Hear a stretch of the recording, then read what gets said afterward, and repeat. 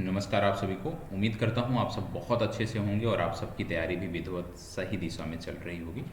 आज हम उपस्थित हैं 8 जनवरी के करंट अफेयर्स को लेकर के, 8 जनवरी के सामान्य अध्ययन के विषय वस्तु को लेकर के और 8 जनवरी के सामान्य ज्ञान की विषय वस्तु को लेकर के। तो 8 जनवरी दिन सोमवार को ये आप सेशन देख रहे हैं। इसमें हम विशेष रूप से जो चर्चा करने वाले हैं, जैसा कि आप जानते हैं कि हमारा ये जो सेशन चल रहा है इसमें करंट अफेयर्स, जीएस और जीके समग्रता से आपको देखने को मिलता है। आप में से कई सारे लोगों का मैसेज था टेलीग्राम पे, कई सारे लोगों ने सोशल मीडिया के माध्यम से मैसेज दिया कि सर जी रसायन विज्ञान या भौतिक को शुरू किया जाए, रसायन या भौतिक को शुरू किया जाए जीएस के सेक्शन के अंतर्गत। तो चलिए ठीक है।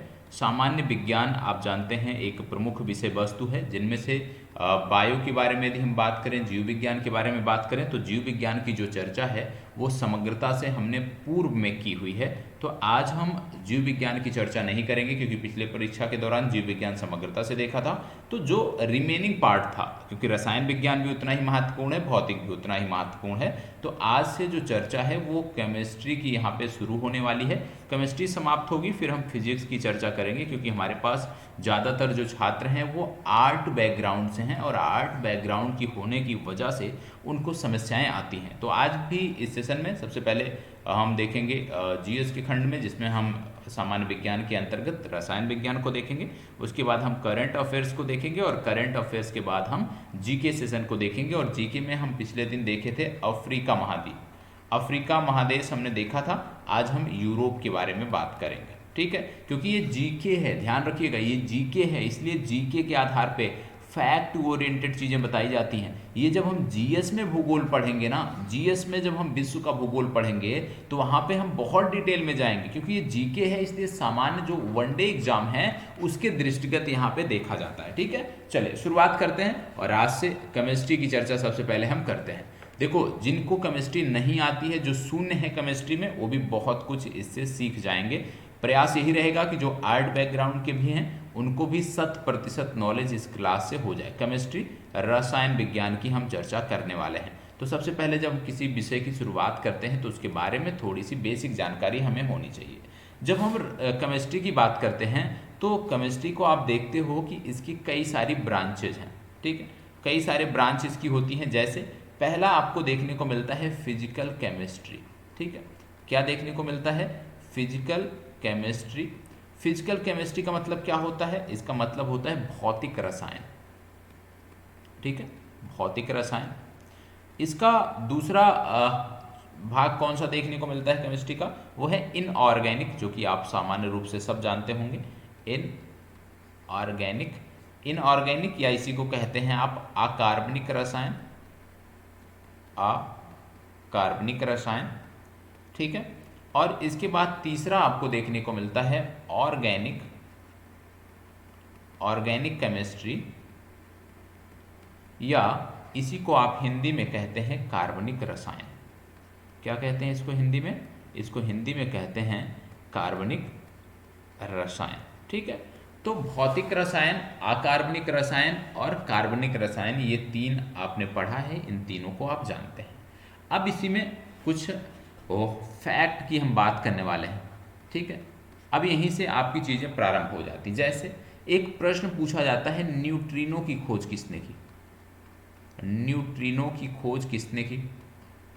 बहुत बार पूछा गया प्रश्न है कि भैया न्यूट्रिनो की खोज किसने की? तो आप बताएंगे पाउली द्वारा। नोट कर लीजिएगा, पाउली द्वारा जो है ये न्यूट्रिनो की खोज की गई। यदि आपसे पूछ लिया जाए, यदि आपसे पूछ लिया जाए कि भैया इलेक्ट्रॉन की खोज किसके द्वारा की गई, इलेक्ट्रॉन की खोज किसके द्वारा की गई, तो आप बताएंगे कि इलेक्ट्रॉन की खोज जे थॉमसन द्वारा की गई। किसके द्वारा? जे थॉमसन द्वारा इलेक्ट्रॉन की खोज की गई। यदि आपसे पूछ लिया जाए प्रोटॉन की खोज किसने की, प्रोटॉन की खोज किसने की, ठीक है, तो आप बताएंगे प्रोटॉन की खोज जो किया था, इनका नाम याद रखिएगा, रदरफोर्ड। यदि आप याद रखते हैं और रदरफोर्ड याद रखते हैं पर्याप्त है। पूरा नाम याद रखना है तो याद रख सकते हैं गोल्ड स्टेनर रदरफोर्ड, या रदरफोर्ड ही आप रखिए, पर्याप्त है। ठीक है। इसके बाद एक शब्द और आता है, बोला जाता है न्यूट्रॉन। न्यूट्रॉन की खोज किसने की? तो न्यूट्रॉन की खोज के संदर्भ में याद रखिएगा, इनका नाम था जेम्स चैडविक। क्या नाम था? जेम्स चैडविक ने क्या किया था? जेम्स चैडविक ने न्यूट्रॉन की खोज किया था। ये तो बेसिक हो गया जो हमें पता होना चाहिए कि न्यूट्रिनो की खोज किसने की, न्यूट्रॉन की खोज किसने की, इलेक्ट्रॉन की खोज किसने की, प्रोटॉन की खोज किसने की। तो इतना आपको अनिवार्य रूप से पता होना चाहिए। अब इसी के आगे बढ़ते हैं। आज जब हम केमिस्ट्री की बात कर रहे हैं, रसायन विज्ञान की बात कर रहे हैं, हम किसकी बात कर रहे हैं? केमिस्ट्री या रसायन विज्ञान की हम बात कर रहे हैं। केमिस्ट्री या रसायन विज्ञान की हम बात कर रहे हैं। केमिस्ट्री या रसायन विज्ञान की जब हम बात करते हैं तो आपको पता होगा रसायन विज्ञान या केमिस्ट्री के अंतर्गत क्या होता है? पदार्थों या आप कह लीजिए रसायन संरचना, मतलब पदार्थों का, रसायन का, उनकी संरचना का, उनके गुणों और लक्षणों का अध्ययन जिस विज्ञान की जिस शाखा के अंतर्गत किया जाता है उसको हम रसायन विज्ञान कहते हैं। रसायन जो शब्द लिया गया, केमिस्ट्री जो शब्द लिया गया, यदि हम बात करें तो ये लैटिन भाषा के कीमिया शब्द से लिया गया। किससे लिया गया? लैटिन भाषा के कीमिया शब्द से लिया गया। इसका मतलब होता है काला, काला, या आप इसी का मतलब समझिए केमिकल। ठीक है। तो केमिस्ट्री जो शब्द आया, ये शब्द आपको लैटिन भाषा से देखने को मिलता है। लैटिन भाषा का एक शब्द है कीमिया, जहां से ये केमिस्ट्री नाम पड़ा है। अब यहीं पे यदि आपसे पूछ लिया जाए कि फादर ऑफ केमिस्ट्री के नाम से किसे जाना जाता है, तो याद रखिएगा इनका नाम था एंटोनी। ये नोट्स बनाते चलिए क्योंकि अब केमिस्ट्री चल रहा है तो केमिस्ट्री ही लगातार चलेगा। एंटोनी लेबोसिए, ये कौन थे?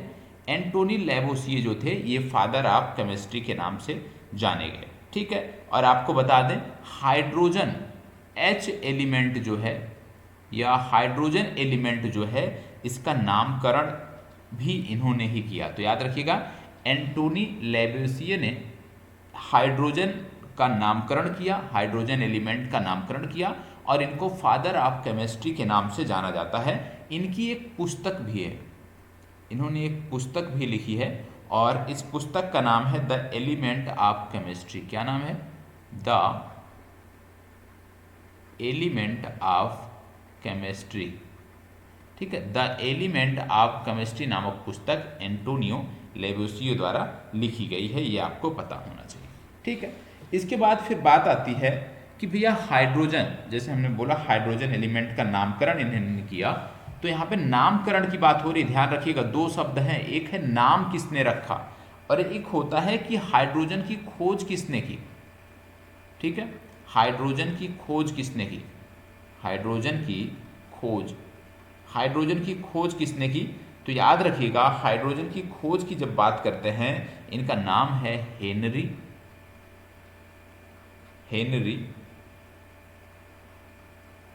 कैवेडिस। ठीक है।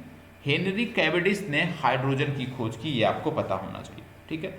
हेनरी याद रखिएगा, एंटोनी लेबोसिए का नाम आपने देख लिया। इसके बाद आपने देखा हाइड्रोजन की खोज किसने किया? हेनरी कैवेडिस ने किया, और नामकरण की जब बात आएगी तो वहां पे नाम आ जाएगा एंटोनी लेबोसिए का। तो दोनों नाम याद रखिएगा कि खोज किसने किया और नामकरण किसने किया। यदि नाइट्रोजन की बात यहीं पे कर लिया जाए कि नाइट्रोजन, हाइड्रोजन हो गया, तो नाइट्रोजन की खोज किसने की? तो यहाँ पे नाम आएगा रदरफोर्ड का। ठीक है। यदि आपसे पूछ लिया जाए ऑक्सीजन की खोज किसने की, तो आप बताएंगे एक वैज्ञानिक थे जिनका नाम था प्रिस्टले नामक वैज्ञानिक थे जिन्होंने ऑक्सीजन की खोज किया था। ये आपको याद रखने की आवश्यकता है, याद रखने की जरूरत है। तो ये तो बेसिक चीजें हो गई केमिस्ट्री के संदर्भ में। अब इसके बाद कुछ अन्य चीजों को हम देखते हैं, क्योंकि केमिस्ट्री की जब हम बात कर रहे हैं तो आप जानते हैं कि केमिस्ट्री के अंतर्गत जब हम बात करते हैं तो इतनी पहली बात तो ये बेसिक जानकारी कि भैया फादर ऑफ केमिस्ट्री किसे कहते हैं, हाइड्रोजन की खोज किसने किया, इसका नामकरण किसने किया, ये आपको तैयार होना चाहिए। अब बढ़ते हैं आगे। अब बात आता है कि केमिस्ट्री के अंतर्गत होता क्या है। तो आप जानते हैं केमिस्ट्री के अंतर्गत विशेष रूप से मैटर का अध्ययन किया जाता है। ठीक है, मैटर का अध्ययन किया जाता है। और मैटर मतलब क्या होता है, मैटर मतलब होता है पदार्थ। पदार्थ मतलब क्या होता है, जो स्थान घेरता है। ठीक है, जो स्थान घेरता है। ठीक, द्रव्यमान का जो मतलब है वो क्या है, भार नहीं है। द्रव्यमान जैसे आप पढ़ते होगे ना, द्रव्यमान, हम सामान्यतः देखते हैं कि द्रव्यमान का मतलब होता है भार समझते हैं, लेकिन द्रव्यमान का मतलब भार नहीं होता है। इसका मतलब होता है अमाउंट ऑफ सब्सटेंस। ठीक है, अमाउंट ऑफ सब्सटेंस। अब जब कोई पदार्थ होगा तो इसके दो गुण आपको देखने को मिलते हैं। कोई भी पदार्थ है, इसके दो गुण देखने को मिलते हैं। कौन कौन से देखने को मिलते हैं, पहला देखने को मिलता है फिजिकल प्रॉपर्टी। ठीक है, फिजिकल प्रॉपर्टीज। और दूसरा आपको देखने को मिलता है केमिकल प्रॉपर्टीज।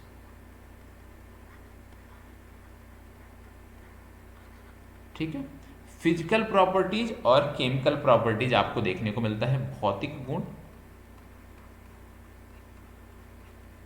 ठीक है, और रासायनिक गुण। भौतिक गुण और रासायनिक गुण, फिजिकल प्रॉपर्टी और केमिकल प्रॉपर्टीज आपको देखने को मिलते हैं। अब यहीं पे यदि हम भौतिक गुण की बात करें तो आपको बता दें कि भौतिक गुणों के आधार पर पदार्थ के 5 प्रकार देखने को मिलते हैं। भौतिक गुणों के आधार पर पदार्थ के 5 प्रकार देखने को मिलते हैं। अब ये 5 प्रकार कौन कौन से हैं, आइए देख लेते हैं। ये फिजिकल प्रॉपर्टीज के आधार पे जो पदार्थ के 5 प्रकार देखने को मिलते हैं वो कौन कौन से हैं, ये बहुत महत्वपूर्ण है। पदार्थ के 5 प्रकारों में सबसे पहले आता है सॉलिड। क्या आता है, सॉलिड, या जिसको आप बोलते हो ठोस, सब जानते हैं। दूसरा आपको देखने को मिलता है लिक्विड, या जिसको आप बोलते हो तरल या द्रव। तीसरा आपको देखने को मिलता है गैस।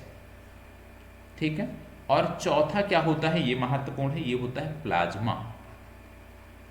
चौथा क्या होता है, प्लाज्मा। और पांचवा क्या होता है, बोस, नोट कर लीजिएगा, बोस आइंस्टीन कंडेंसेट। ठीक है, बोस आइंस्टीन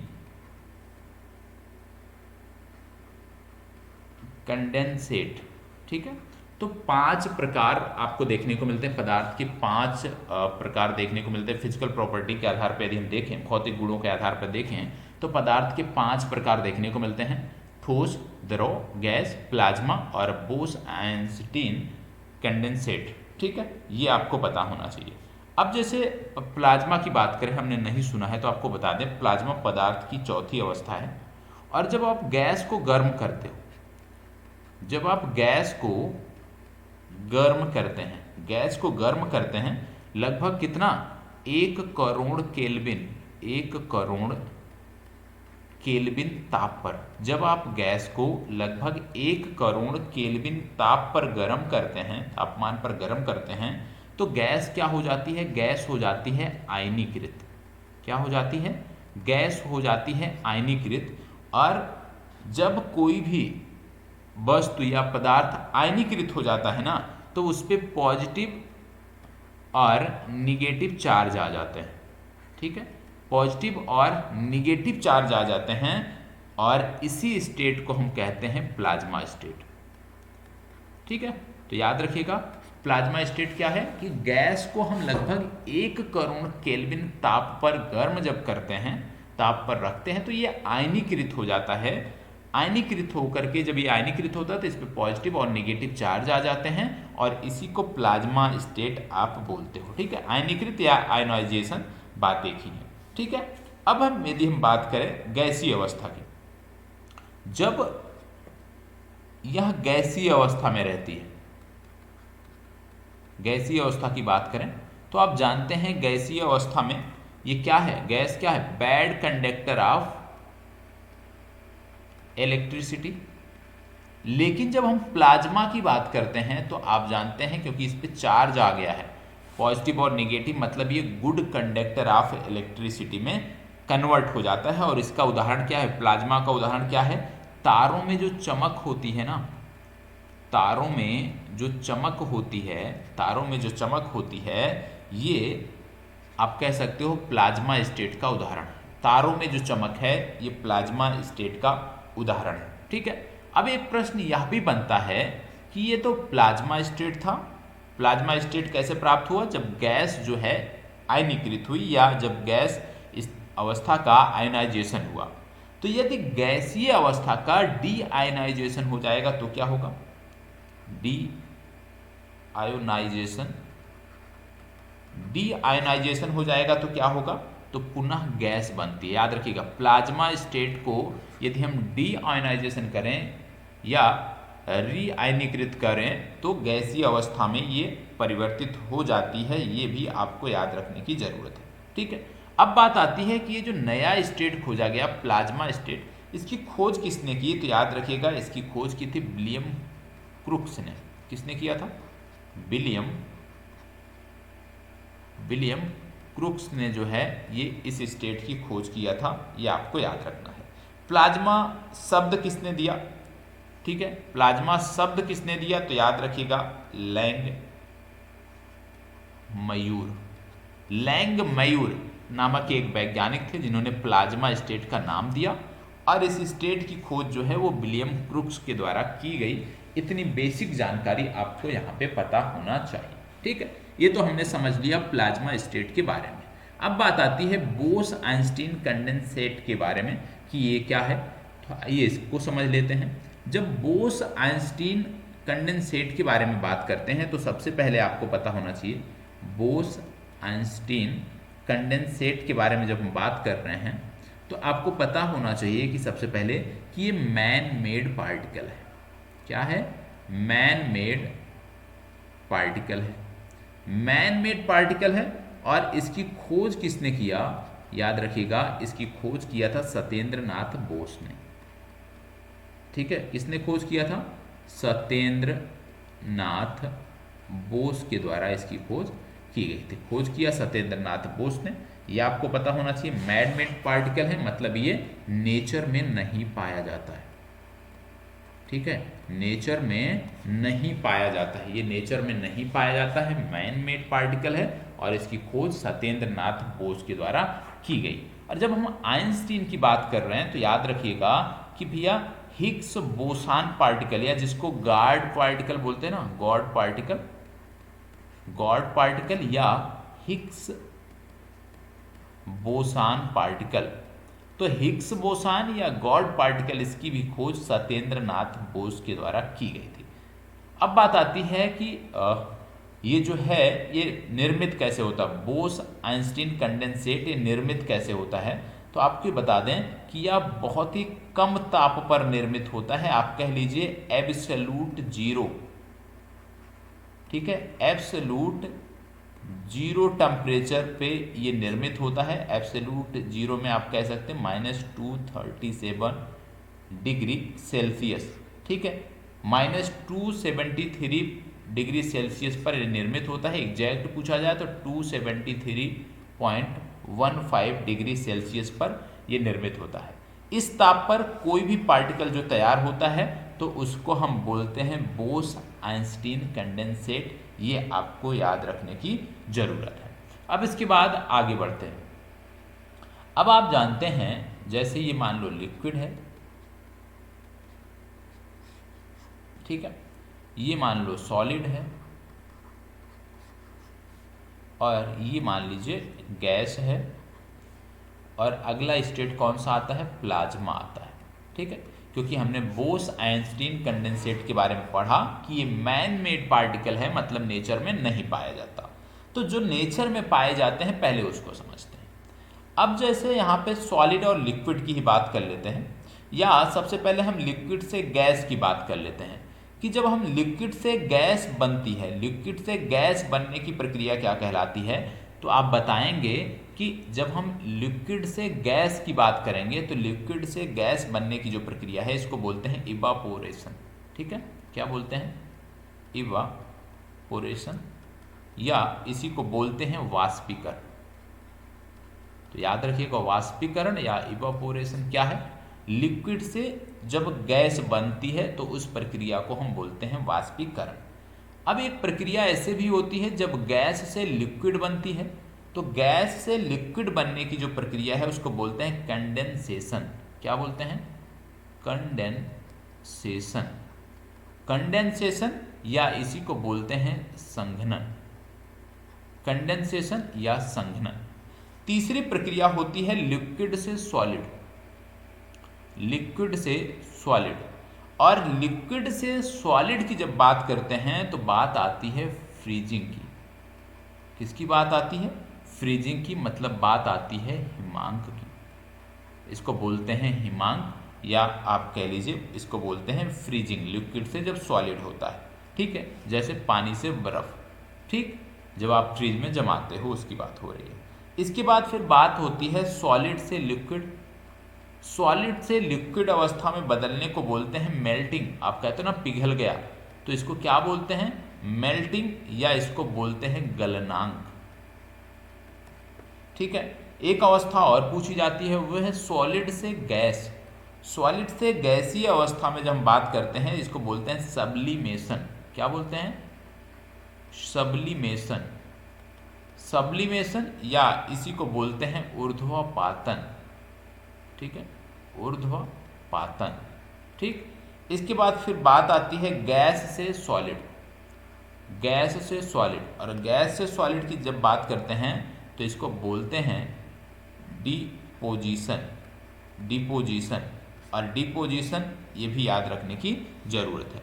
ऊर्ध्वपातन में यदि हम बात करें, सॉलिड से गैस में यदि हम बात करें, तो जैसे कपूर होता है, इसका उदाहरण है। कपूर के साथ साथ नेफ्थलीन होता है, नेफ्थलीन इसका उदाहरण है।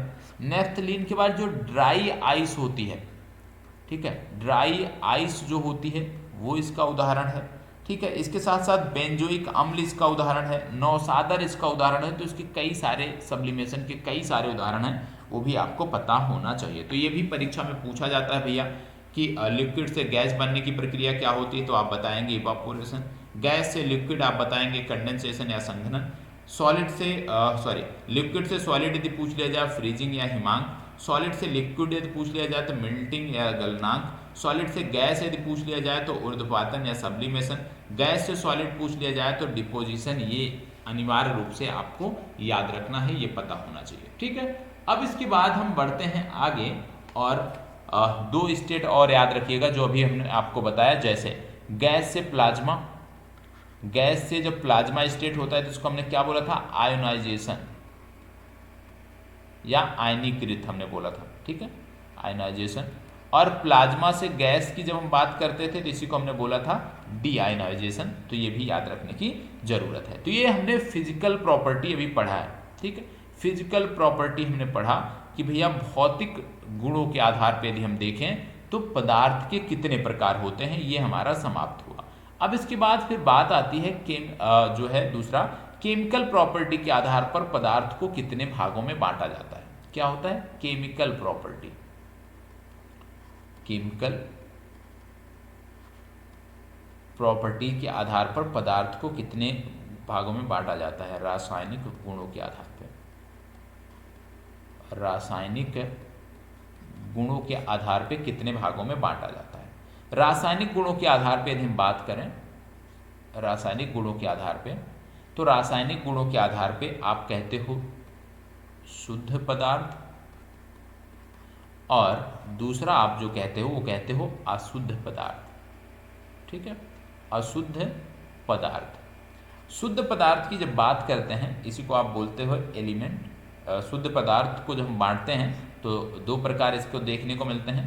पहला आता है तत्व या एलिमेंट। ठीक है, तत्व या एलिमेंट। और दूसरा देखने को मिलता है कंपाउंड या यौगिक। यौगिक या कंपाउंड। ठीक है, अशुद्ध पदार्थ की जब हम बात करते हैं तो ये भी दो कैटेगरी की हो जाती है। एक है समांगी समांगी समांगी या होमोजीनियस,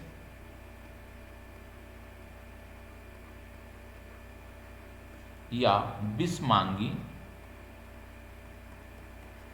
या इसी को बोलते हैं हेट्रोजीनियस। ठीक है, तो ये आपका पता होना चाहिए। अब इसमें आज जो हम देखने जा रहे हैं वो सबसे पहले शुद्ध पदार्थ को अभी हम देखते हैं। अब शुद्ध पदार्थ की दो कैटेगरी हमने देखा। ठीक है, सबसे पहली बात आपको पता होना चाहिए, जब हम बात कर रहे हैं तत्व की, पहले हम देखा हमें दो प्रकार, तत्व और यौगिक। तो तत्व की बात हम कर लेते हैं एलिमेंट की। ठीक है, पहले एलिमेंट की। तो तत्व के बारे में आपको पता होना चाहिए कि इसका निर्माण बिना किसी केमिकल रिएक्शन के होता है। पहला क्या हो जाएगा, बिना किसी केमिकल रिएक्शन के बिना इसका निर्माण होता है। तत्व का निर्माण बिना किसी केमिकल रिएक्शन से होता है। ठीक है, इसका परमाणु क्रमांक भी लिखने की आवश्यकता नहीं होती है। तीसरा इसको आप लिख सकते हो कि प्रकृति में तत्व जो है ये अपने आप उत्पन्न होते हैं, अपने आप उत्पन्न होता है। तत्व प्रकृति में अपने आप उत्पन्न होता है। ठीक है, ये तो हो गई तत्व की बात। अब एलिमेंट के जो प्रकार हैं तत्व के, इसके कई सारे प्रकार भी आपको देखने को मिलते हैं। अब तत्व के प्रकार कौन से हो जाएंगे, पहला आपका हो जाएगा मेटल या धातु, दूसरा आपका हो जाएगा नॉन मेटल या अधातु, तीसरा आपका हो जाएगा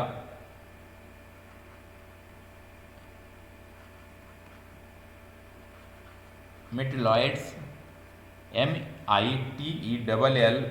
METELLOIDS, इसी को बोलते हैं उपधातु। तो ये किसके प्रकार हो गए, ये तत्व के प्रकार हो गए। ठीक है, अब इसके बाद दूसरा हमने क्या देखा था, एक तो हमने देखा शुद्ध पदार्थ को तत्व में बदल जाता है, एक प्रकार हो गया, और एक हो गया यौगिक। अब यौगिक के बारे में देख लेते हैं कि यौगिक क्या होता है। तत्व देख लिया, तत्व के साथ साथ यहीं पे यौगिक देख लेते हैं या कंपाउंड। यौगिक की जब हम बात करते हैं तो आप जानते हैं दो या दो से अधिक तत्व एक निश्चित अनुपात में मिलते हैं तो यौगिक का निर्माण करते हैं। क्या, दो या दो से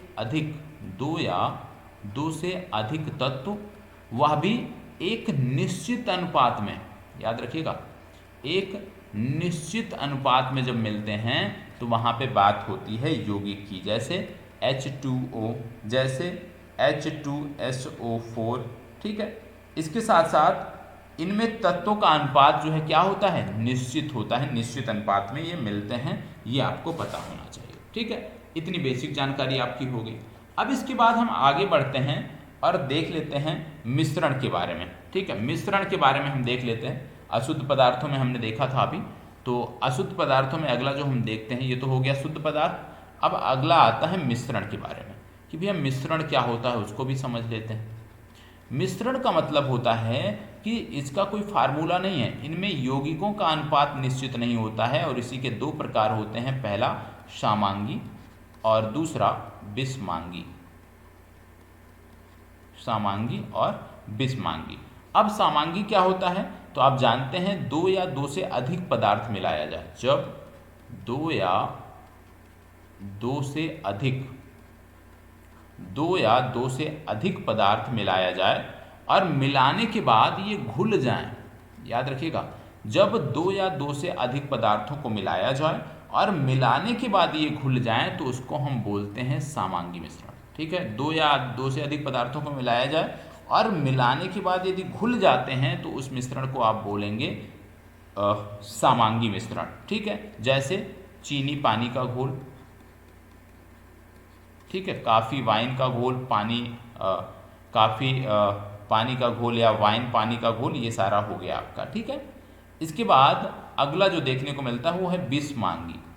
विषमांगी का परिभाषा क्या हो जाएगा, विषमांगी की परिभाषा हो गई कि इनमें दो या दो से अधिक पदार्थ मिलाए तो जाते हैं, लेकिन क्या है, ये घुलते नहीं हैं, ये घुलते नहीं हैं, इसी को आप बोलते हैं विषमांगी। और इसके उदाहरण में क्या आता है, वाटर प्लस ऑयल कभी नहीं घुलेगा, ठीक है। वाटर प्लस घी कभी नहीं घुलेगा, ठीक है। या आप सल्फर प्लस आयरन कर लो, कभी नहीं घुलेगा। वाटर प्लस सॉइल कर लो, नहीं घुलेगा। तो ये बिस्मांगी के उदाहरण हैं, ठीक है। ये हमने समझ लिया। अब इसके बाद जो अगला हमें समझना है वो हमारा आता है अगला कि भई मिश्रणों को पृथक्करण कैसे किया जाता है। ये भी कई बार परीक्षा में पूछा जाता है, ठीक है। मिश्रणों का पृथक्करण, मिश्रणों का पृथक्करण, मिश्रणों का पृथक्करण या इसी को बोलते हैं separation of mixture, separation of mixture, ठीक है। मिश्रणों का पृथक्करण। अब इसमें सबसे पहला आपका आता है फिल्ट्रेशन। क्या आता है? फिल्ट्रेशन। फिल्ट्रेशन मतलब यह फिल्टर पेपर के द्वारा होता है। पहली चीज फिल्ट्रेशन यह फिल्टर पेपर के द्वारा होता है, ठीक है। आप कह लीजिए विशेष रूप से जैसे एग्जाम्पल है ना किडनी, आप जानते हैं किडनी का कार्य क्या है? ब्लड को फिल्टर करना, नेफ्रॉन नलिकाएं होती हैं इसमें, ठीक है। तो फिल्ट्रेशन क्या है कि फिल्टर करना, शुद्ध करना। जैसे रेनिंग वाटर है, इसको कन्वर्ट किया जाता है इनलैंड वाटर में, ठीक है। अब दूसरा क्या होता है मिश्रणों को पृथक करने में दूसरी जो विधि आती है वो आती है आसवन विधि। उसको क्या बोलते हैं? आसवन विधि, या इसी को बोलते हैं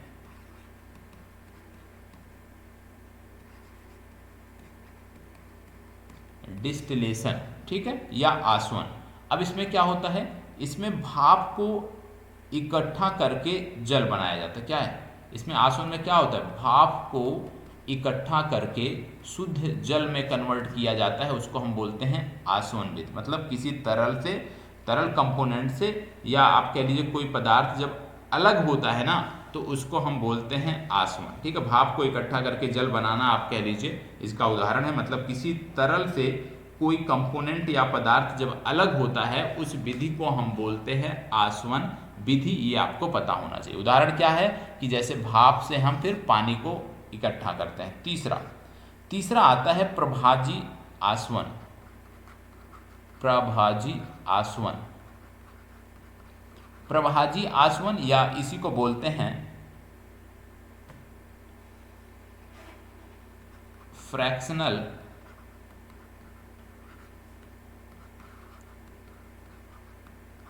डिस्टिलेशन, ठीक है। अब इसमें क्या है? पेट्रोलियम पदार्थों को पेट्रोलियम कुएं से अलग करने की जो विधि है उसको बोलते हैं प्रभाजी आसवन। तो यदि आपसे पूछ लिया जाए कि पेट्रोलियम पदार्थों को पेट्रोलियम कुएं से अलग कैसे किया जाता है, तो आप बताएंगे प्रभाजी आसवन विधि के द्वारा। क्योंकि कुआं ऐसे ही एक होता है, ऐसा नहीं होता कि अलग अलग कुएं होते हैं, डीजल, पेट्रोल, मिट्टी के तेल का, ऐसा होता नहीं है। एक ही कुआं होता है। इसी में सबसे आप कह लीजिए पेट्रोल भी आपको देखने को मिलता है, ठीक है। पेट्रोल के बाद इसी में आपको डीजल भी देखने को मिलता है, इसी में आपको केरोसिन भी देखने को मिलता है। और इनको जो अलग किया जाता है ना वो ताप के द्वारा ही, ताप देकर ही अलग किया जाता है। और इनका बहुत माइनर टेम्परेचर डिफरेंस होता है। जब हम पेट्रोल निकालना होता है तो एक निश्चित ताप होगा, उसी से माइनर टेम्परेचर डिफरेंस पे ज़्यादा हम कर देंगे तो डीजल निकल जाएगा, या कम कर देंगे तो केरोसिन आ जाएगा। तो मतलब माइनर टेम्परेचर डिफरेंस होता है। और तेल के कुएं से जब हम निकालते हैं पेट्रोलियम पदार्थों को तो उसको हम बोलते हैं प्रभाजी आसवन विधि। ये आपको याद रखने की जरूरत है, एग्जाम्पल भी याद रखना, प्रभाजी आसवन। प्रभाजी आसवन के बाद अगला आता है क्रिस्टलीकरण, ठीक है। क्या होता है? क्रिस्टलीकरण। क्रिस्टलीकरण क्या होता है? क्रिस्टलाइजेशन क्या होता है? क्रिस्टलाइजेशन या क्रिस्टलीकरण आप जान लीजिए सेपरेशन ऑफ मिक्सचर है, ठीक है। इसमें क्या होता है? ठोस द्रव पृथक तकनीकी होती है। क्या होता है? ठोस द्रव पृथक्करण तकनीकी, पृथक्करण तकनीकी, ठोस द्रव पृथक्करण तकनीकी होती है। और इसमें जैसे आप जानते हैं नमक को समुद्री जल से जो अलग किया जाता है वो यही क्रिस्टलीकरण कहलाता है। आपके घर घी बनता होगा, घी बनने की जो प्रक्रिया है ठीक है, वह भी क्रिस्टलीकरण की प्रक्रिया है, क्योंकि दाने के रूप में ये प्राप्त होता है आपको, ठीक है, रवे के रूप में ये प्राप्त होता है। तो क्रिस्टलीकरण का भी उदाहरण आपको समझ में आ गया। तो इतनी बेसिक जानकारी है जो आज आपने समझा कि मिश्रणों को पृथक्करण करने की विधियां कौन कौन सी हैं। इनमें क्रिस्टलीकरण तक की चर्चा आज आपने देखी है। आगे की जो चर्चा है वो आपको नेक्स्ट सेशन में आपको देखने को मिलेगा, क्योंकि आप जानते हैं कि इसी एक सेशन में अभी 2 टॉपिक और आपको कवर करने हैं, तो उसमें भी कुछ समय देना है। अब आगे जो हम देखने वाले हैं वो देखने वाले हैं करंट अफेयर्स की विषय वस्तु। किसको देखने वाले हैं? करंट अफेयर्स विषय वस्तु को हम देखने वाले हैं। करंट अफेयर्स विषय वस्तु में आज प्रश्न टाइप नहीं है, आज हम आपको ऐसे डायरेक्ट पढ़ाएंगे। तो सबसे पहला टॉपिक आता है, एक सैन्य अभ्यास होता है जिसका नाम है डेजर्ट साइक्लोन। क्या नाम है?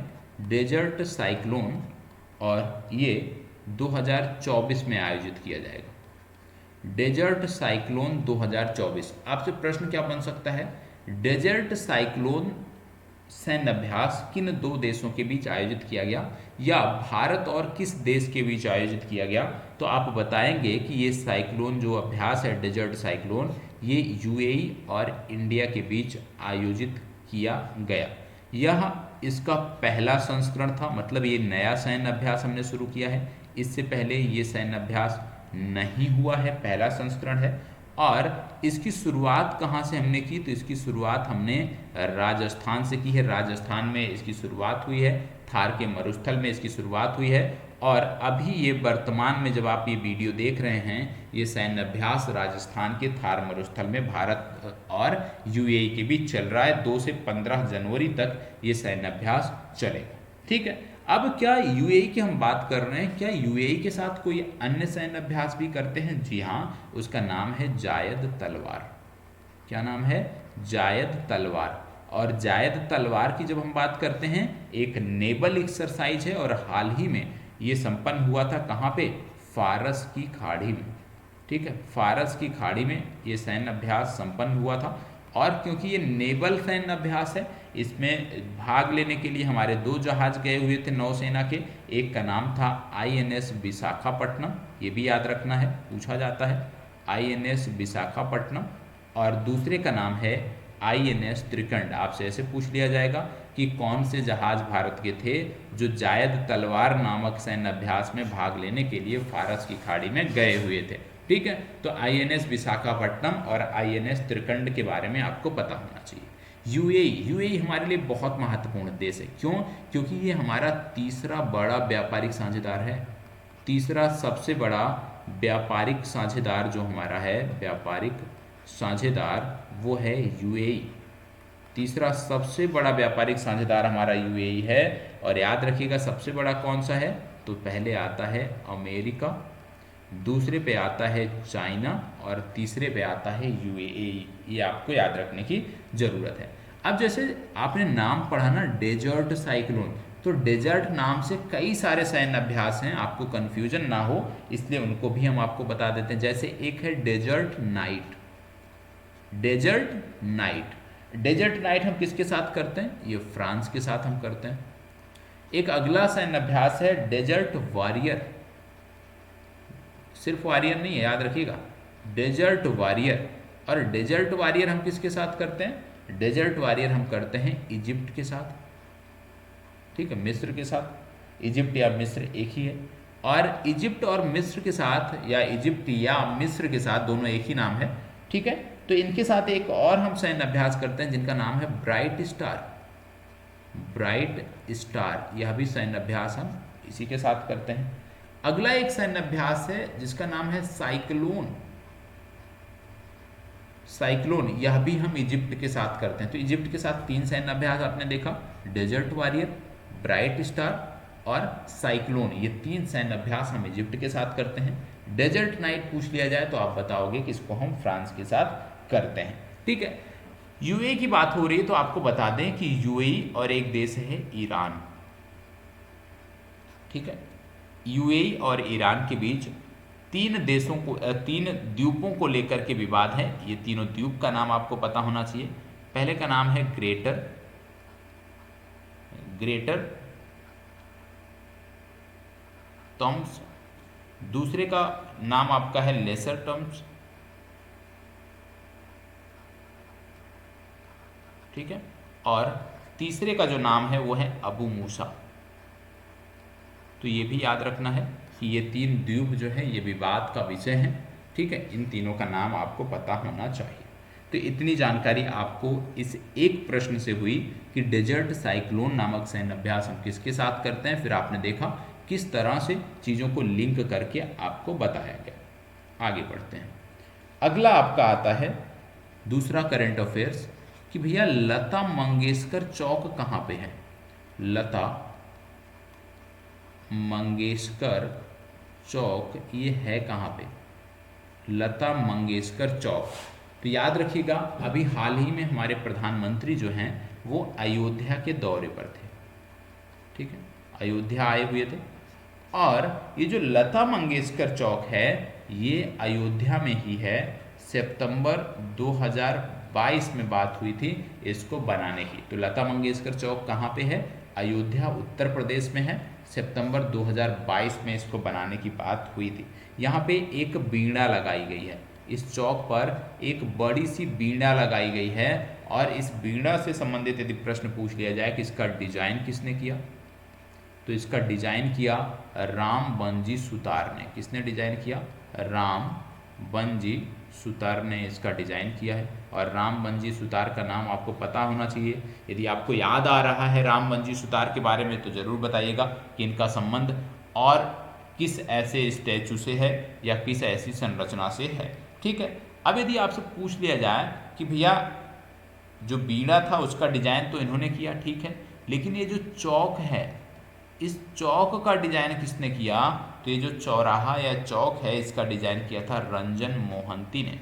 किसने किया था, रंजन मोहंती ने इसका डिजाइन किया था। तो इनका भी नाम आपको याद रखना है, रंजन मोहंती, ठीक है। इसके साथ साथ अयोध्या की बात आ रही है। आप जानते हैं अयोध्या सरयू नदी के तट पर है। कहाँ पे है, सरयू नदी के तट पर आपको अयोध्या देखने को मिलती है। अयोध्या धाम के बारे में आपने काफ़ी कुछ पिछले दिनों पढ़ा है, तो वहाँ पे अभी हम नहीं जाएंगे, सिर्फ यहीं पर अपनी चीज़ों को समाप्त करेंगे। तीसरा फैक्ट आता है एक प्रतियोगिता से संबंधित, ठीक है।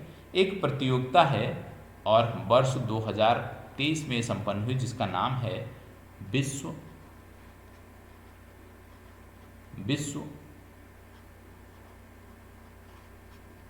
ब्लिट्ज शतरंज चैंपियनशिप।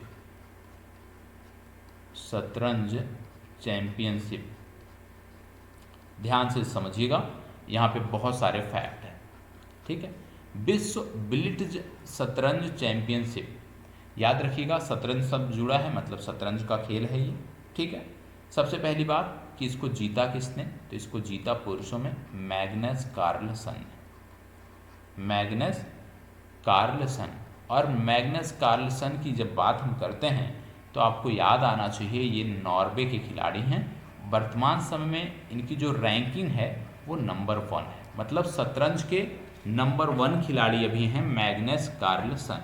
लेकिन यदि आपसे पूछ लिया जाए कि भैया शतरंज के नंबर 1 खिलाड़ी तो हैं मैग्नस कार्लसन, लेकिन विश्व शतरंज चैंपियन कौन है, तो याद रखिएगा विश्व चैंपियन की यदि हम बात करें, विश्व चैंपियन की यदि हम बात करें तो यहाँ पे चीन के खिलाड़ी आ जाते हैं जिनका नाम है डिंग लीरेन, ठीक है। क्या नाम है, डिंग लीरेन, ये याद रखना। डिंग लीरेन चीन के खिलाड़ी हैं और ये विश्व चैंपियन है।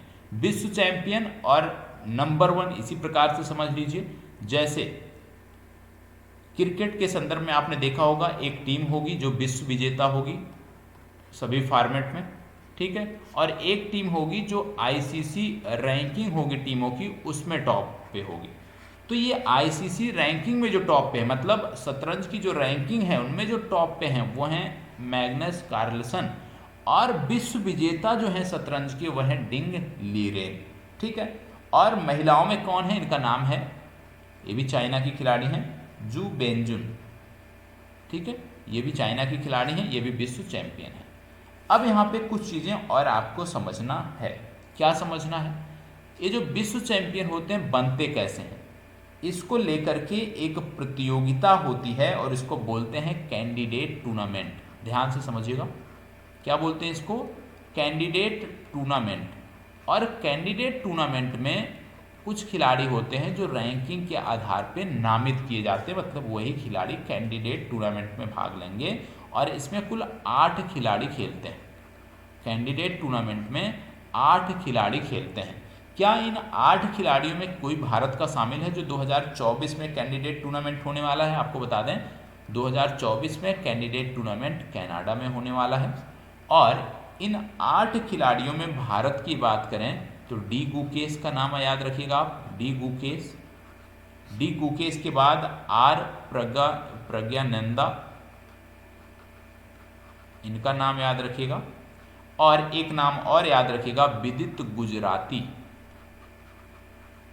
ठीक है, ये 3 नाम हैं जो इन 8 में शामिल हैं और 5 अन्य देशों के खिलाड़ी हैं।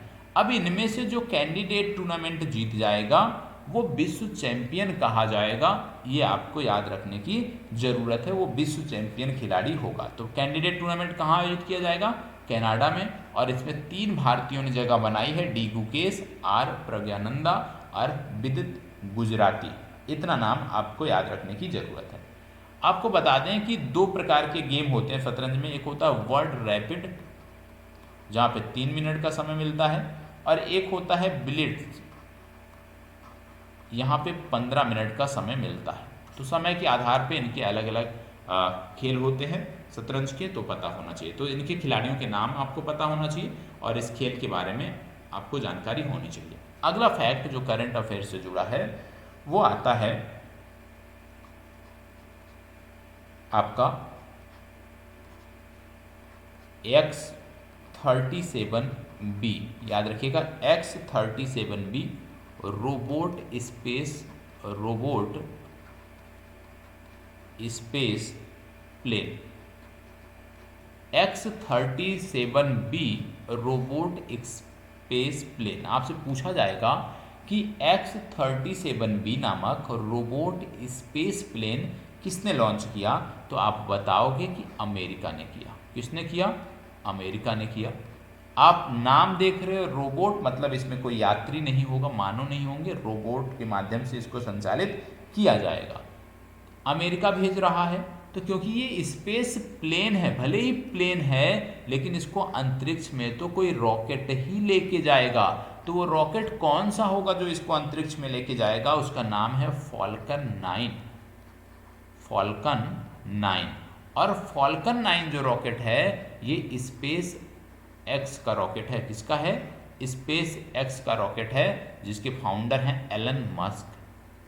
ठीक है, तो ये आपको पता होगा, स्पेस एक्स का रॉकेट इसको लेकर के जाएगा। अब बात आती है कि X-37B नामक स्पेस प्लेन बनाया किसने है? तो एक कंपनी है बोइंग, बोइंग विमान निर्माता कंपनी है, उसी के द्वारा इसका निर्माण किया गया है। क्या और कोई स्पेस प्लेन चर्चा में है? जी हाँ, एक का नाम है शेनलोंग। शेनलोंग नामक स्पेस प्लेन किसका है? ये जो स्पेस प्लेन है ये है चाइना का। चीन का भी स्पेस प्लेन है जिसका नाम है शेनलोंग, और इसको जो लेके रॉकेट उड़ेगा उसका नाम है लॉन्ग मार्च 5। ठीक है, क्या आपको पता है चाइना की स्पेस एजेंसी का क्या नाम है? तो आप बताएंगे CNSA, ये चाइना की स्पेस एजेंसी है। अमेरिका की स्पेस एजेंसी कौन सी है? तो अमेरिका की स्पेस एजेंसी है नासा। ठीक है, इतनी जानकारी आपको पता होना चाहिए। अनिवार्य रूप से इसको रट जाइएगा, ये अनिवार्य रूप से आपको पता होना चाहिए। अब हमने बात किया X-37B की, स्पेस प्लेन की हमने बात किया, रोबोट स्पेस प्लेन की हमने बात किया। अब इसी से जुड़ा हुआ कुछ तथ्य मैं आपको और बता देता हूँ। क्या बता देता हूँ? जैसे भारत का एक मिशन है जिसको बोलते हैं एक्सपोसैट। क्या बोला जाता है? XPoSat mission. ध्यान से सुनिएगा, एक्सपोसैट का फुल फॉर्म आपसे पूछ लिया जाएगा तो आप बताओगे X ray पोलोरीमीटर, X ray पोलोरीमीटर satellite.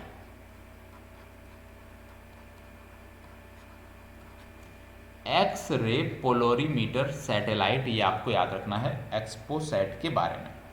अब इसमें एक चीज़ और याद रखिएगा कि ये जो हमारा मिशन होगा, एक्सपोसैट मिशन होगा, ये किस रॉकेट से संचालित किया जाएगा? ये संचालित किया जाएगा PSLV से, जिसका नाम होगा PSLV C58 के माध्यम से ये संचालित किया जाएगा। कब भेजा जाएगा? भेजा जा चुका है, 1 जनवरी 2024 को ये भेजा जा चुका है। PSLV C58 लेकर इसको उड़ा। ठीक है, इसमें एक्सपोसैट के अलावा 100 अन्य छोटे छोटे सैटेलाइट थे जो भेजे गए, वो आपको पता होना चाहिए। अब एक्सपोसैट जो मिशन है ये क्या करेगा? ये अंतरिक्ष में जो एक्स रे आ रही हैं, जहाँ से आ रही हैं उनका पता लगाएगा, उन पर शोध करेगा।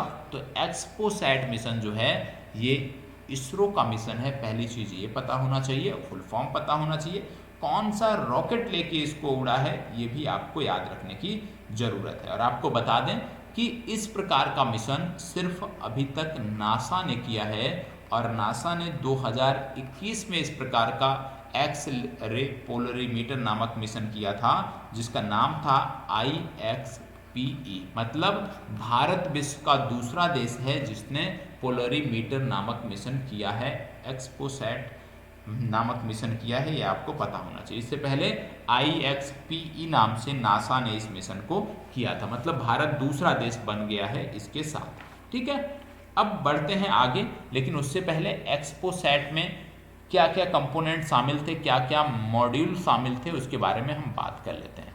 एक्सपोसैट में याद रखना है 2 मॉड्यूल थे। पहले का नाम था पोलिक्स, ठीक है। दूसरा जो मॉड्यूल था उसका नाम था एक्सपेक्ट, ठीक है। एक्सपेक्ट और पोलिक्स ये 2 मॉड्यूल थे। पोलिक्स की जब हम बात करते हैं, यहाँ पे याद रखिएगा पोलरीमीटर इंस्ट्रूमेंट, ठीक है, और इन एक्स रेज, इसका फुल फॉर्म क्या है? Polarimeter instrument in X ray. और एक्सपेक्ट की जब हम बात करते हैं तो इसका फुल फॉर्म है एक्स रे, फुल फॉर्म पूछा नहीं जाएगा, स्पेक्ट्रोस्कोपी एंड टाइमिंग, ठीक है। अब सिर्फ इसमें क्या याद रखना है कि इनके जो मॉड्यूल थे पोलिक्स, इसको किसने बनाया है? तो इसको बनाया है रमन रिसर्च इंस्टीट्यूट ने। किसने बनाया है? रमन रिसर्च इंस्टीट्यूट ने बनाया है। और एक्सेप्ट की यदि हम बात करते हैं कि इसको किसने बनाया है, तो इसको जिसने बनाया है उसका भी नाम आपको पता होना चाहिए, बहुत महत्वपूर्ण है। तो इतना नोट कर लीजिए। और इसमें एक चीज़ और याद रखिएगा कि ये जो मिशन है, ये जो भी मिशन है, इस तरह के जो भी मिशन हो रहे हैं विश्व में, वो आपकी परीक्षाओं के लिए बहुत महत्वपूर्ण हो जाते हैं, क्योंकि आजकल परीक्षाओं में इसी तरह के प्रश्न पूछे जा रहे हैं। और इस तरह के जब प्रश्न पूछे जाते हैं तो वहाँ पे समस्या अनिवार्य रूप से होती है, ठीक है। तो ये दोनों आपको पता होना चाहिए, दोनों को नोट कर लीजिएगा। तो अब हम बात कर रहे थे, इसका तो हो गया, हमने देख लिया, रमन रिसर्च इंस्टीट्यूट ने बनाया। एक्सेप्ट को किसने बनाया? तो इसको बनाया है UR राव सैटेलाइट सेंटर ने। UR राव सैटेलाइट सेंटर ने एक्सपेक्ट को बनाया है, और पोलिक्स को बनाया है रमन रिसर्च इंस्टीट्यूट ने। सिर्फ इतना यदि याद रखते हो तो आपका जो प्रश्न है वो आसानी से हल हो जाएगा, ठीक है। अब पिछले प्रश्न में हमने देखा था, अभी अयोध्या के बारे में हमने देखा था, एक प्रश्न में हमने अभी देखा था अयोध्या के बारे में। तो यहाँ से एक फैक्ट हमें और याद आ रहा है, वह भी बता देते हैं, इसी से जुड़ा हुआ है, प्रधानमंत्री मोदी के दौरे से जुड़ा हुआ है। प्रधानमंत्री मोदी जब अयोध्या गए तो ये मीरा माझी के घर भी गए थे, और वेबसाइट पे प्रधानमंत्री के ट्विटर अकाउंट पे भी ये देखने को मिल रहा है, मीरा माझी के घर गए थे। तो भाई प्रधानमंत्री यदि किसी के घर जा रहा है तो कुछ तो कारण होगा। तो आपको बता दें कि मीरा माझी 10वीं करोड़ लाभार्थी थी। 10वीं करोड़ लाभार्थी थी किसकी?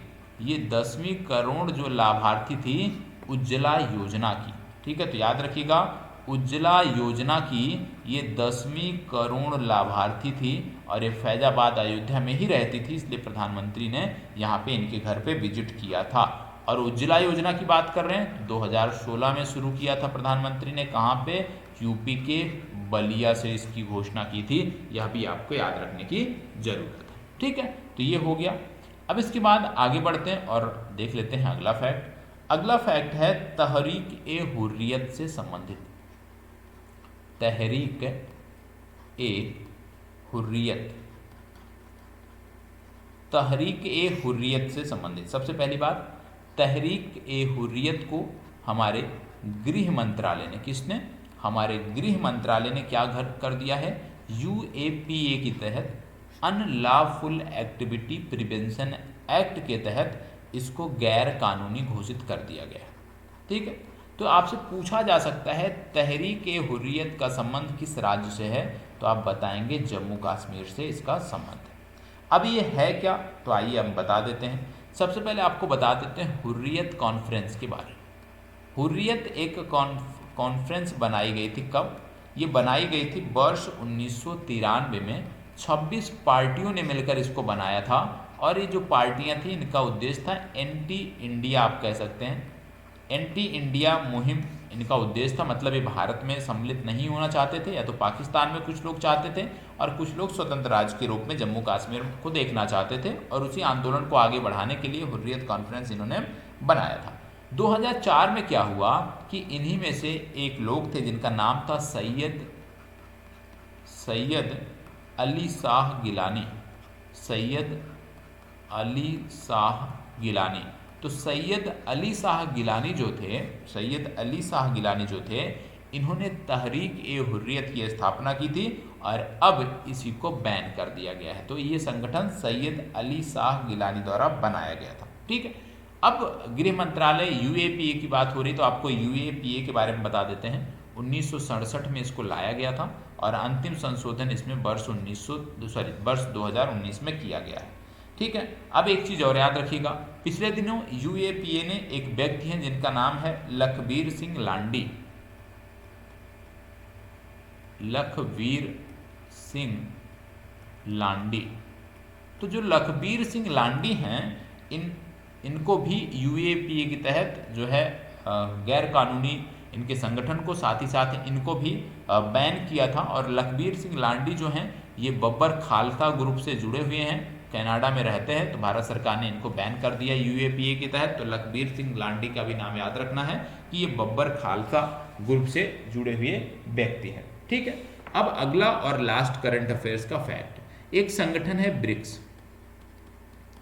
अभी कुछ देशों को ब्रिक्स में सम्मिलित करने के लिए इनवाइट किया गया, जिसमें सबसे पहले आता है इजिप्ट। इजिप्ट इसमें शामिल हो रहा है। इजिप्ट के बाद इथियोपिया इसमें शामिल हो रहा है। ठीक है, इथियोपिया इसमें शामिल हो रहा है। इथियोपिया के साथ साथ ईरान इसमें शामिल हो रहा है। ईरान के साथ साथ सऊदी अरब इसमें शामिल हो रहा है। ठीक है, सऊदी अरब इसमें शामिल हो रहा है, और यूएई इसमें शामिल हो रहा है। ठीक, अब एक देश है जिसने इसमें शामिल होने से मना कर दिया, वह है अर्जेंटीना। तो याद रखिएगा, आपसे यही पूछा जाएगा कि हाल ही में किस देश ने ब्रिक्स में शामिल होने से इनकार कर दिया, तो वो देश है अर्जेंटीना।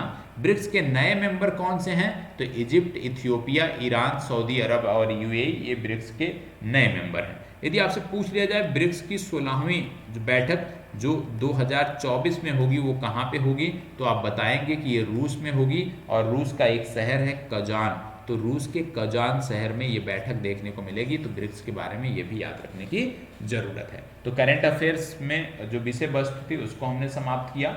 अब करंट अफेयर्स की विषय वस्तु समाप्त करने के बाद हम बढ़ते हैं जी के खंड में। कहाँ पहुँचते हैं, जी के खंड में हम पहुँचते हैं, और जी के खंड को देखते हैं। जी के खंड में आज आपको थोड़ी सी जानकारी यूरोप कॉन्टिनेंट के बारे में दी जाएगी। तो यूरोप कॉन्टिनेंट के बारे में अब हम देखने वाले हैं। तो इतनी चीज़ें आपकी कंफर्म होनी चाहिए।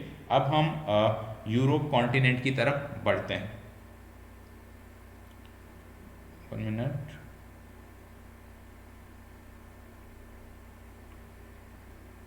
यूरोप कॉन्टिनेंट की तरफ हम बढ़ते हैं, देखते हैं यूरोप कॉन्टिनेंट में आज हमें क्या पढ़ना है। देखो, एक एक कॉन्टिनेंट हम देख रहे थे और बहुत अच्छे से हम देख रहे थे, जीके के संदर्भ में हम देख रहे थे। तो उसी प्रकार से चीज़ों को लेकर के हम चल रहे थे, क्योंकि आप जानते हैं जीके में बहुत डिटेल में चीज़ें नहीं होती हैं, फैक्ट ओरिएंटेड होता है। जब हम जीएस खंड में इसको पढ़ेंगे तो हम बहुत डिटेल से इसको पढ़ेंगे। और आज से प्रयास रहेगा कि ये जो स्क्रीन पे आप देखते हैं ये भी पीडीएफ में आपको उपलब्ध करा दूँ, तो यदि किसी का कहीं पर छूटा रहा है तो वो भी आपका क्लियर हो जाए। तो आज जो हम देखने वाले हैं, जैसे हमने कहा था कि यूरोप के बारे में चर्चा करेंगे। यूरोप के बारे में चर्चा करेंगे, क्योंकि अफ्रीका हमने पिछले वीडियो में देखा था, तो यूरोप के बारे में अब हम देखने वाले हैं। सबसे पहले यूरोप की जब हम बात करते हैं तो बात आती है यूरोपीय यूनियन की। क्या बात आती है? यूरोपियन यूनियन की। यूरोपियन यूनियन की बात आती है। यूरोपियन यूनियन की जब बात करें या यूरोपीय संघ की बात करें तो वर्तमान समय में 27 देश हैं जो यूरोपीय संघ का हिस्सा हैं, ठीक है। और आपको बता दें इसको बोलते हैं EU। ये है क्या? यह 27 सदस्य राज्यों का एक राजनीतिक और आर्थिक संघ है जो मुख्य रूप से यूरोप में स्थित है। यूरोप एक महाद्वीप है जो पूरी तरह से आपको उत्तरी गोलार्ध में देखने को मिलता है। पूरी तरह से ये महाद्वीप आपको उत्तरी गोलार्ध में देखने को मिलता है। इसकी सीमा यदि हम बात करें तो इसकी सीमा अगले मैप में हम देखते हैं तो ज़्यादा समझ में आ जाएगा। ये आपका पूरा का पूरा ये यूरोप का आप मैप देख रहे हैं, पूरा का पूरा यूरोप है। यूरोप के उत्तर में यदि हम बात करें, इस रीजन में यदि हम बात करें तो आपको देखने को मिलता है आर्कटिक महासागर। यहाँ पे आपको देखने को मिलता है आर्कटिक महासागर, ठीक है। आर्कटिक महासागर यहाँ देखने को मिल गया, ठीक है। पश्चिम में यदि हम बात करें, ये तो पूरब हो गया। पश्चिम में यदि हम बात करें, इस रीजन में यदि हम बात करें तो यहाँ पे देखने को मिलता है अटलांटिक ओशियन, ठीक है। अटलांटिक ओशियन इसके पश्चिम में हो गया। दक्षिण में यदि हम बात करें तो आपको भूमध्य सागर देखने को मिलता है, मेडिटेरियन सी देखने को मिलता है। दक्षिण में भूमध्य सागर देखने को मिलता है। पूर्व में यदि हम बात करें तो पूरब में इसकी सीमा जो है वो एशिया से लगती है। ये इसकी सीमा है जो एशिया से लगती है। तो आपने देख लिया सबसे पहले कि इसकी अवस्थिति कहाँ है। उत्तर में आर्कटिक महासागर, पश्चिम में अटलांटिक महासागर, पूरब में एशिया, दक्षिण में भूमध्य सागर, ये आपने देखा, ठीक है। यूरोप को आमतौर पर यदि हम देखें जो बोला जाता है कि यूरोप जो है ये यूराल पर्वत, याद रखिएगा क्या क्या, यूराल पर्वत,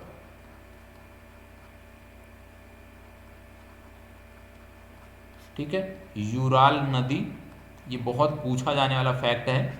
यूराल पर्वत हो गया, यूराल नदी हो गया, कैस्पियन सागर हो गया, कैस्पियन सागर हो गया। कैस्पियन सागर के बाद काकेसस पर्वत हो गया, काला सागर हो गया, काला सागर हो गया। और काला सागर के बाद तुर्की जलसंधि या आप कह लीजिए तुर्की जल मरुमध्य, ठीक है। ये एशिया से अलग करते हैं। मतलब ये जो रीजन है यहीं पर आपको ये देखने को मिलता है। यूराल नदी भी यहीं पे देखने को मिलेगा, ठीक है। इस रीजन में आपको यूराल पर्वत देखने को मिलता है। कैस्पियन सागर आपको ये देखने को मिलता है, ये आपका हो गया कैस्पियन सागर। काला सागर आपको ये देखने को मिलता है, ये आपका काला सागर। और यहीं पे नीचे आपको तुर्की जलसंधि देखने को मिलती है और काकेसस पर्वत भी इसी रेंज में देखने को मिलता है। तो यदि आपसे पूछ लिया जाए कि इनमें से कौन से हैं, निम्नलिखित में से कौन से ऐसे निकाय हैं जो यूरोप को एशिया से अलग करते हैं, तो आप बताएंगे यूराल नदी, यूराल पर्वत, कैस्पियन सागर, काकेसस पर्वत, काला सागर और तुर्की जल संधि, ये हैं जो यूरोप को एशिया से अलग करते हैं, ठीक है। यूरोप की जब बात करते हैं तो आपको पता होना चाहिए यूरोप जो है ये पृथ्वी के लगभग 6.8% भूमि को कवर करता है। यूरोप पृथ्वी के लगभग 6.8% भूमि को कवर करता है और यह दूसरा सबसे छोटा महाद्वीप है। ये दूसरा सबसे छोटा महाद्वीप है और यूरोप में विश्व की आबादी का लगभग 10% निवास करती है। यूरोप में विश्व की आबादी का लगभग 10% और विश्व के कुल भूभाग का लगभग 6.8% ये रखती है, ठीक है। अब यूरोप की बात जब हम कर रहे हैं तो यूरोप में यदि पूछ लिया जाए आपसे कि भैया यूरोप में क्षेत्रफल की दृष्टि से यदि हम बात करें तो सबसे बड़ा देश कौन सा है यूरोप में, यदि हम बात करें तो यूरोप में अभी आप जान रहे थे यूरोप में 2 प्रमुख देश हैं जिनके बीच अभी विवाद की स्थिति थी, आपने देखा होगा, पढ़ा होगा, ठीक है। वो थे रूस और यूक्रेन। ये आपको देखने को मिलता है, ये रसिया और यूक्रेन का बॉर्डर है पूरा ये, ठीक है, रूस और यूक्रेन। तो आपको बता दें कि जब पूछ लिया जाए कि सबसे बड़ा देश, तो सबसे बड़ा देश है रूस। यूरोप में सबसे बड़ा देश है रूस। रूस के बाद दूसरा सबसे बड़ा देश है यूक्रेन। यूक्रेन के बाद तीसरा सबसे बड़ा देश है क्षेत्रफल की दृष्टि से फ्रांस, और चौथा सबसे बड़ा देश है स्पेन, ठीक है, और पांचवा देश है स्वीडन। स्पेन ये आपका रहा। आप जानते हैं एक जलसंधि मैंने आपको बताया था जो स्पेन को मोरक्को से अलग करती है, यदि आपको याद हो अफ्रीका के संदर्भ में, नहीं याद है तो आपको याद करना है। तो ये चीज़ें हो गई आपकी।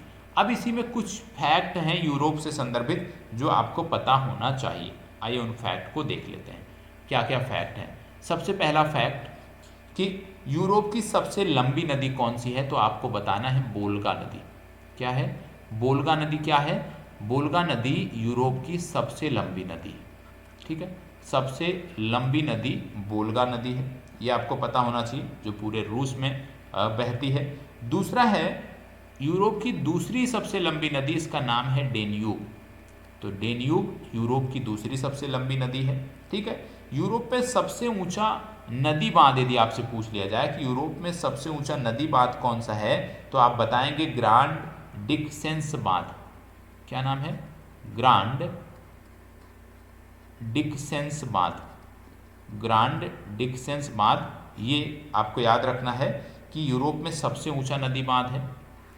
अगला आपको याद रखना है यूरोप में सबसे लंबी पर्वत श्रृंखला, तो याद रखना है आल्प्स पर्वत। यूरोप में सबसे लंबी पर्वत श्रृंखला जो है वो है आल्प्स पर्वत श्रृंखला। ये यूरोप में सबसे लंबी, सबसे ऊंची और सबसे व्यापक पर्वत श्रृंखला है, ये आपको पता होना चाहिए, ठीक है। और ये 8 आप कह लीजिए कि France, Switzerland, Italy, Monaco, 8 alpine देशों में ये पूर्व से पश्चिम में फैली हुई है। अगला फैक्ट जो पूछा जाता है कि भैया बाल्कन पर्वत से, बाल्कन देश भी हैं, बाल्कन जो पर्वत श्रृंखला है, बाल्कन पर्वत श्रृंखला जो है ये कितने देशों में मुख्य रूप से फैली है, तो याद रखिए बुल्गारिया और सर्बिया। कहाँ पे? बुल्गारिया और सर्बिया में ये फैली है। पहली चीज बुल्गारिया और सर्बिया में फैली है, ठीक है। अगला यदि पूछ लिया जाए, एक बहुत महत्वपूर्ण है कि भैया ब्लैक फॉरेस्ट कहाँ पे है। ब्लैक फॉरेस्ट कहाँ पे है, तो आप बताओगे कि ब्लैक फॉरेस्ट का संबंध जर्मनी से है। ब्लैक फॉरेस्ट आपको जर्मनी में देखने को मिलता है। यदि आपसे पूछ लिया जाए कैंटब्रियन पर्वत, कैंटब्रियन पर्वत कहाँ पे है, तो कैंटब्रियन पर्वत आपको देखने को मिलता है स्पेन में, ठीक है। अगला यदि आपसे पूछ लिया जाए कार्पेथियन पर्वत कहाँ पे है, बहुत महत्वपूर्ण है, नोट कर लीजिएगा।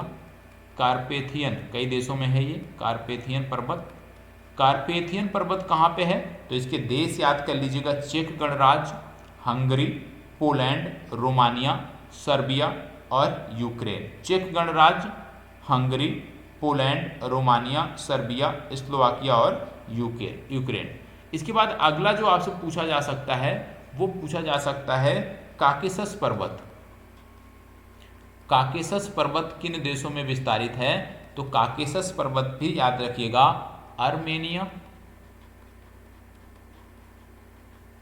आर्मेनिया के बाद Azerbaijan, Armenia, Azerbaijan, Georgia, Armenia, Azerbaijan, Georgia और रूस। अब यदि आगे इसी में पूछ लिया जाए आपसे कि यूरोप की सबसे बड़ी झील, यूरोप की सबसे बड़ी झील, यूरोप की सबसे बड़ी झील, तो यूरोप की सबसे बड़ी झील यदि पूछ लिया जाए तो है लाडोगा, ठीक है। लाडोगा झील जो है यूरोप की सबसे बड़ी झील है और 17,700 वर्ग किलोमीटर के क्षेत्रफल में ये फैली है, ये आपको पता होना चाहिए। यदि आपसे पूछ लिया जाए यूरोप की सबसे ऊंची चोटी, यूरोप की सबसे ऊंची चोटी, तो यूरोप की सबसे ऊंची चोटी यदि पूछ लिया जाए तो माउंट एल्ब्रस, माउंट एल्ब्रस ये यूरोप की सबसे ऊंची चोटी है, ठीक है। और यदि आपसे पूछ लिया जाए यूरोप का सबसे ऊंचा ज्वालामुखी, तो वो भी है माउंट एल्ब्रस। यूरोप का सबसे बड़ा द्वीप पूछ लिया जाए तो आप बताएंगे ग्रेट ब्रिटेन, ठीक है। ग्रेट ब्रिटेन यूरोप का सबसे बड़ा द्वीप है, इतना फैक्ट आपको पता होना चाहिए। ठीक, यदि आपसे पूछ लिया जाए यूरोप में सबसे लंबी सीमा कहाँ पे है, यूरोप में किन दो देशों के बीच सबसे लंबी सीमा है, तो याद रखिएगा नॉर्वे और स्वीडन। नॉर्वे और स्वीडन के बीच सबसे लंबी सीमा रेखा है और यह है 1619 किलोमीटर। ठीक है, नॉर्वे और स्वीडन के बीच सबसे लंबी सीमा रेखा है और यह है 1619 किलोमीटर। ये आपको अनिवार्य रूप से याद करना है। तो इतनी चीज़ें आपकी हो गई यूरोप के संदर्भ में। अब यूरोप के संदर्भ में ये फिजिकल आपने मैप देखा। अब जैसे हमने बोला था अरल, ठीक है, ये आपको यूराल देखने को मिलता है, यूराल पर्वत यहाँ पे देखने को मिल रहा है। यूराल नदी हमने बोला था कि यूराल नदी ये आपका है, यूराल नदी ये जाके कैस्पियन सागर में मिल जाती है, यूराल नदी है। दूसरा हमने देखा था बोल्गा नदी के बारे में, ये आपका बोल्गा नदी है, ये भी जाके कैस्पियन सागर में मिल जाती है। ठीक है, इसके बाद जैसे आपको कार्पेथियन माउंटेन बताया गया, कार्पेथियन माउंटेन ये आपको देखने को मिलता है। ठीक है, इसके बाद आप जानते हैं बाल्कन्स, अभी आपको बताया गया बाल्कन्स पर्वत श्रृंखला, ये आपको देखने को मिलता है। तो यदि आप देख लोगे ना इसको, एक बार मैप को यदि आप देख लोगे तो बहुत कुछ आपका यहाँ से क्लियर हो जाएगा। ठीक है, देखो एक पूछा जाता है स्कैंडेवियन माउंटेन कहाँ पे है, तो ये आपका है स्कैंडेवियन माउंटेन। ठीक है, जैसे हमने बताया कि ग्रेट ब्रिटेन जो आइलैंड है ये सबसे बड़ा है, तो ये आपका है। ठीक है, ये सबसे बड़ा द्वीप है आपका यूरोप का, इतना आपको पता होना चाहिए। जो नदियां हैं ये सारी नदियां आपको देखने को मिल रही हैं यहाँ पे प्रमुखता से। जैसे बोल्गा नदी मैंने बोला, बोल्गा नदी याद करना है प्रमुखता से, तो ये आपका है बोल्गा नदी। बोल्गा नदी को याद रखिए कि सबसे बड़ी नदी है। दूसरी सबसे बड़ी नदी जो है वो है डेन्यूब। ठीक है, जैसे यहाँ पे आपको देखने को मिल रहा है डेनिपर, ठीक है, डेनिस्टर आपको देखने को मिल रहा है। दूसरी जो सबसे बड़ी नदी है वो कौन सी है, डेन्यूब नदी, तो उसको भी आपको याद रखने की ज़रूरत है। जैसे यहाँ पे बहुत सारी अन्य नदियाँ हैं, जैसे राइन नदी है, ओडर नदी है, बहुत सारी अन्य नदियाँ हैं। तो प्रमुखता से एक नदी जो बोल्गा है वो तो आपको अनिवार्य रूप से पता होना चाहिए। यदि पूरा ना याद कर पाओ तो कम से कम एक नदी याद रखो जो इसकी सबसे बड़ी नदी है। ठीक है, और ये वाला रीजन जरूर याद रखना कि ये उरल या यूराल पर्वत है और फिर यूराल नदी यहीं से निकलती है, यही बॉर्डर बनाते हैं। इसके अदर इधर क्या है, इसके अदर एशिया का पार्ट है और इसकी पश्चिम में यदि देखोगे तो ये सारा यूरोप का पार्ट है। तो ये आपको पता होना चाहिए। जैसे मैंने बोला कि काला सागर, तो ये ब्लैक सी आपको देखने को मिल रहा है, ब्लैक सी। ठीक है, ब्लैक सी के साथ साथ जैसे आपने देखा भूमध्य सागर आपने देखा दक्षिण में, तो ये भूमध्य सागर का एरिया है। ठीक है, तो ये आपको देखना पड़ेगा स्वयं से भी। और जब हम जीएस खंड में इसकी चर्चा करेंगे ना, जीएस में जब हम विश्व का भूगोल पढ़ेंगे ना, तो यहाँ पे इसको हम बहुत डिटेल से चीज़ों को लेकर के चलेंगे। तो आज के लिए इस सेशन को यहीं पे समाप्त करते हैं। कैसा लगा कमेंट बॉक्स में ज़रूर बताइएगा। होमवर्क कुछ आपसे दिए गए हैं, आपको दिए गए हैं, उन होमवर्क को अनिवार्य रूप से कंप्लीट करके कमेंट बॉक्स में बताइएगा। और जाते जाते एक होमवर्क यह भी ले लीजिए कि उत्तर अमेरिका, क्योंकि कल हम उत्तर अमेरिका पढ़ेंगे, तो एक होमवर्क ये है आपका कि उत्तर अमेरिका में कौन सी पर्वत श्रृंखला देखने को मिलती है। होमवर्क आज का है कि उत्तर अमेरिका में कौन सी पर्वत श्रृंखला देखने को मिलती है। उत्तर अमेरिका में कौन सी पर्वत श्रृंखला देखने को मिलती है, कौन सी पर्वत श्रृंखला देखने को मिलती है, ये आप कमेंट बॉक्स में हमें बताओगे। तो आज के लिए इतना ही, धन्यवाद, बहुत बहुत आभार। मिलते हैं कल, तब तक के लिए इसी प्रकार हमारे साथ बने रहें और हंसते मुस्कुराते रहें।